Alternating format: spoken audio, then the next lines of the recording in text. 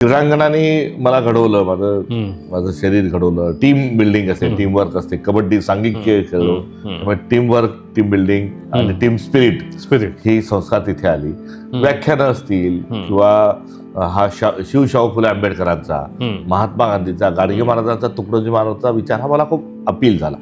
आणि त्यातून मी कुमार अवस्थेतून मी युवा अवस्थेमध्ये आलो. त्यामुळे क्रीडांगण, सामाजिक कार्याची ओढ यातून मी घडता अपघाताने मी राजकारणात आलो. राजकारणात अपघाताने येत असताना माझ्या मागे युवकांचं संघटन होतं, विचारांची थोडी स्पष्टता ही नेतृत्व मार्गदर्शक होतं याच्यामध्ये.